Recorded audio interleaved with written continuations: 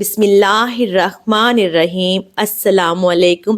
ہمارے پیارے نبی حضرت محمد مصطفیٰ صلی اللہ علیہ وآلہ وسلم پر لاکھوں کروڑوں درود و سلام۔ دوستو، آج 11 رمضان المبارک بدھ کے دن کو عرش اعظم پر لکھی ہوئی تسبیح پڑھنے سے 7 آسمانوں اور زمین کا رزق آپ کے قدموں میں آ جائے گا۔ ماہ رمضان کا مہینہ جو کہ عظمت اور برکت کے ساتھ جاری و ساری ہے۔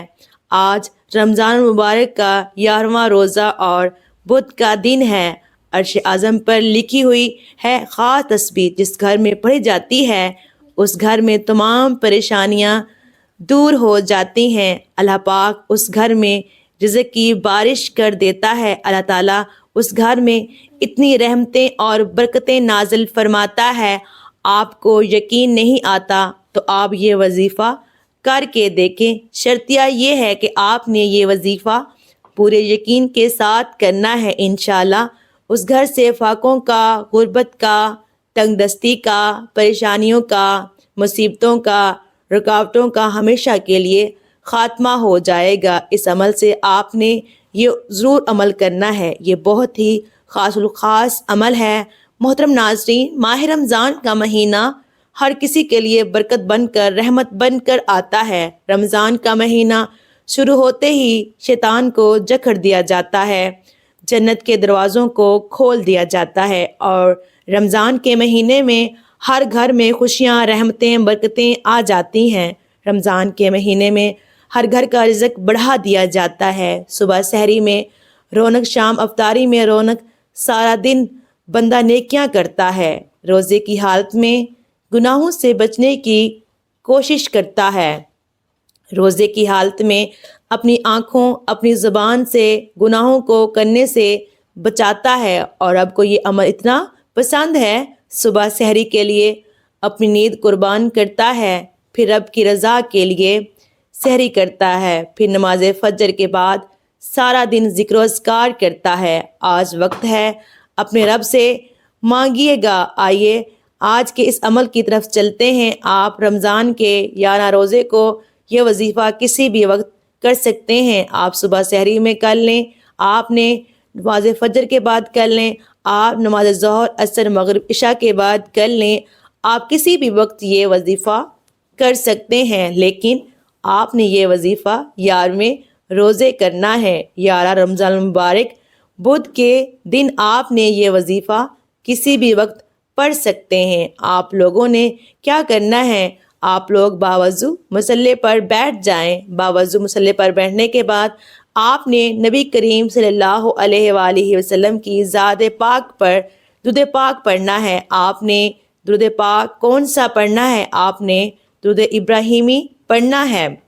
ایک بار درود پاک پڑھتے ساتھ ہی فوری طور پر آپ نے اپنے آنکھوں کو بند کرنا ہے اور آپ نے اپنے خاص مقصد کی نیت کرنی ہے۔ آپ کا مقصد کوئی بھی ہو، کوئی بھی بڑے سے بڑا مقصد ہے، اس کی نیت کر لیں اور اس کے فوراً بعد آپ نے اعوذ باللہ من الشیطان الرجیم بسم اللہ الرحمن الرحیم پڑھنا ہے اور وظیفے کا آغاز کرنا ہے۔ آپ نے سب سے پہلے نمبر پر جو وظیفہ پڑھنا ہے، آپ نے یا مسبب الاسباب کو پڑھنا ہے۔ آپ نے یا مسبب الاسباب کو 11 بار پڑھنا ہے، اور دوسرے نمبر پر آپ نے سورہ کوثر کو پڑھنا ہے۔ آپ نے سورہ کوثر کو صرف اور صرف 7 بار پڑھنا ہے۔ جو بندہ 7 بار سورہ کوثر کو پڑھتا ہے، اللہ پاک اس کے ساتھ حاجات کو پورا فرما دیتا ہے۔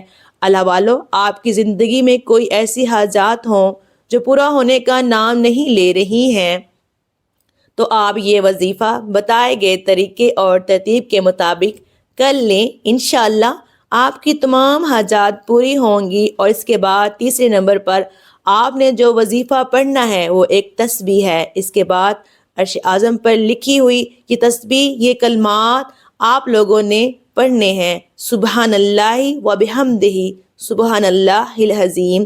یہ فرشتوں کی تسبیح ہے، فرشتوں کا ورد ہے۔ اگر آپ یہ تسبیح پڑھ لیں گے تو آپ کی ناممکن حاجات ممکن میں بدل جائیں گی۔ آپ لوگوں نے 11 رمضان المبارک کو سبحان اللہ و بحمدہ سبحان اللہ العظیم کو صرف اور صرف 41 بار پڑھنا ہے، اور آپ نے سب سے آخر میں یا ربنا یا سلام کو پڑھنا ہے۔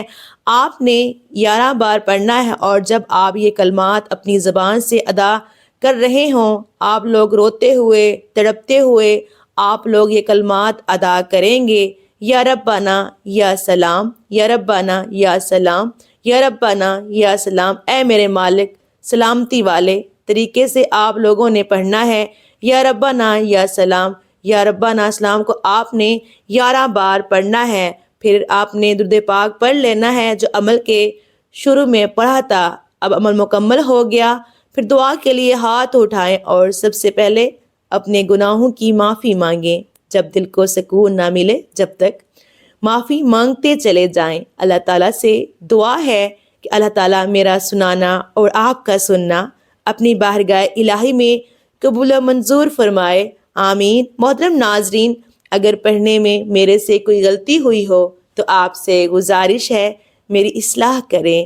اللہ پاک سے دعا ہے جتنے بھی بہن بھائی بے اولاد ہیں، اللہ پاک سب کو بے عیب اور نیک صالحہ اولاد سے نوازے، اور جتنے بھی بہن بھائی پردیس میں ہیں، مشکلات کا سامنا کر رہے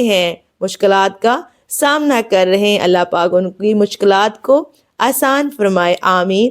اور اللہ پاک کے 99 ناموں میں سے ایک نام کمنٹ باکس میں ضرور ٹائپ کیجیے گا۔ اللہ حافظ، جزاک اللہ۔